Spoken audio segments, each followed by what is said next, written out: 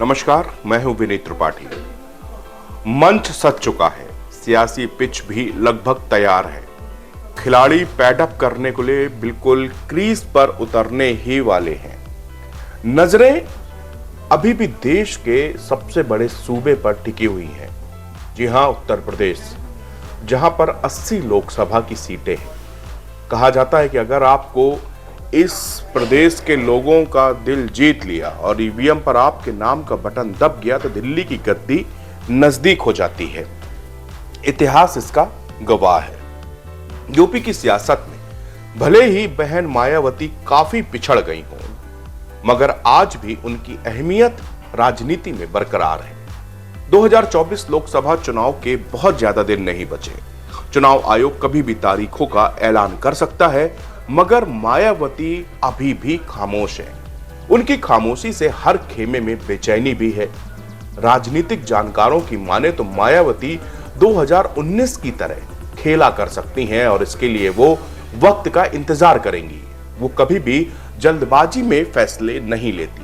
ये भी कहा जा रहा है कि वो ये भी जानती हैं कि राज्य में उनको बहुत ज्यादा सीटें नहीं मिलने वाली, लेकिन वो कई दलों की सियासी गणित को आसानी से बिगाड़ सकती हैं। कहा जाता है कि मौसम में अगर एकदम से शांति आ जाए तो समझो कि तूफान आने वाला है। सवाल ये उठ रहा है कि कहीं मायावती की यह खामोशी किसी तूफान का इशारा तो नहीं।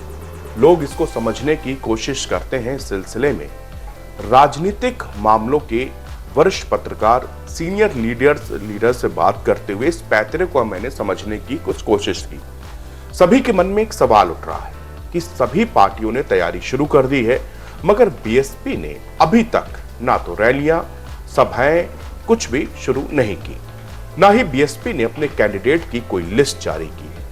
ऐसा भी नहीं कि बीएसपी सुप्रीमो बिना लड़े ही तलवार डाल दे।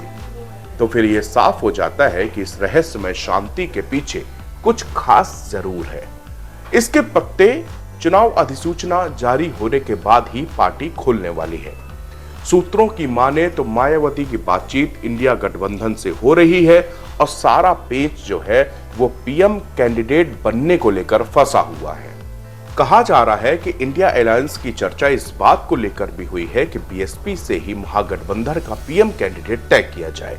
इसके लिए मायावती सबसे प्रमुख नाम है, लेकिन इस बात पर सहमति भी नहीं बन पा रही है, क्योंकि गठबंधन में शामिल कई पार्टियों को ये आइडिया कुछ समझ नहीं आ रहा। लेकिन अगर मायावती को पीएम कैंडिडेट के तौर पर नॉमिनेट किया जाए तो यह बीएसपी के लिए किसी बूस्टर डोज से कम नहीं होगा। इससे कई फायदे पार्टी को होंगे। पहली बात तो यह कि वो राजनीति में एकदम से हाइलाइट्स में आ जाएंगी। इसके कारण उनका जो कोर वोटर्स था फिर से वो एक साथ आ जाएगा। 2014 के बाद से ही मायावती का वोट बैंक दूसरी पार्टियों में शिफ्ट होता गया।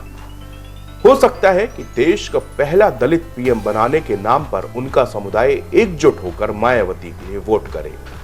पार्टी में जो भगदड़ की स्थिति बनी है, नेता पार्टी छोड़ रहे हैं, उस पर भी लगाम लग सकती है। अब जरा पर यहां पर हम बीएसपी के घटते वोट शेयर की बात कर लेते हैं।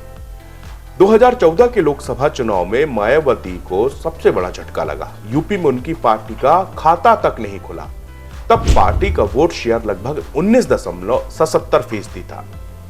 2019 में बीएसपी और सपा का गठबंधन हुआ। तब बीएसपी को 22% वोट मिले और पार्टी ने 10 सीटें भी जीती। 2017 के विधानसभा चुनाव की बात करें तो बसपा को सूबे में 19 सीटें मिली थी।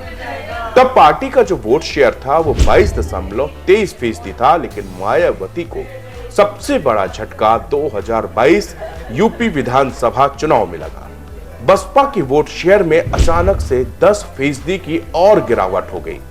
बीएसपी ने सभी 403 सीटों पर अपने कैंडिडेट उतारे थे, लेकिन केवल 12.8% ही वोट मिले।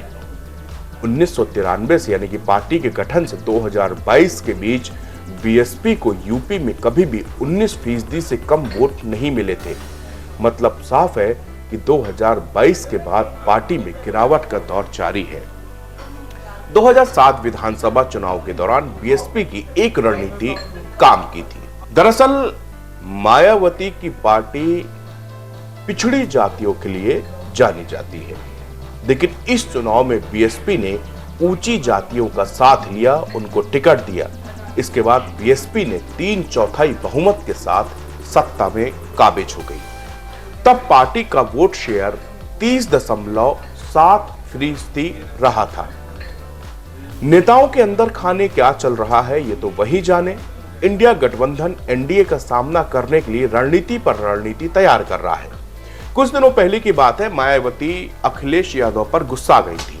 इसके साथ ही उन्होंने ऐलान कर दिया कि वो लोकसभा चुनाव अकेले ही लड़ेंगी। मायावती ने अकेले चुनाव लड़ने के फैसले के साथ ही अखिलेश यादव को गिरगिट की तरह रंग बदलने वाला तक करार दिया था। इसके बाद अखिलेश यादव का जो बयान आया, उससे एक बात साफ हो रही थी कि अंदर खाने कहीं न कहीं मायावती को लेकर मंथन चल रहा है। कई नेताओं का ऐसा भी कहना है कि इंडिया गठबंधन अगर मायावती को पीएम कैंडिडेट घोषित कर देता है तो ये फायदे का सौदा भी हो सकता है। अखिलेश यादव ने पलटवार करते हुए मायावती की बात का जवाब दिया था। उन्होंने कहा था कि उनकी पार्टी तो बसपा सुप्रीमो मायावती को प्रधानमंत्री बनाने का सपना देख रही थी। अखिलेश यादव ने बिना मायावती का नाम लिया, बिना ही उनका कोई जिक्र किया करते हुए सादा कहा था कि एक समय पर सपा ने उन्हें प्रधानमंत्री बनाने के लिए संकल्प लिया था। अखिलेश ने कहा था कि प्रधानमंत्री उस वर्ग से हों जो समाज की तमाम बुराइयों का हजारों सालों से सामना किया हो। फिलहाल इन सभी कयासों के बीच जल्द ही इस राज से भी पर्दा उठ जाएगा।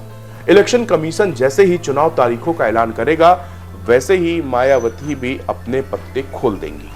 मुझे उम्मीद है कि आप इस वीडियो में दी गई जानकारी आपको जरूर पसंद आई होगी। जल्द फिर मिलेंगे, तब तक के लिए शुक्रिया।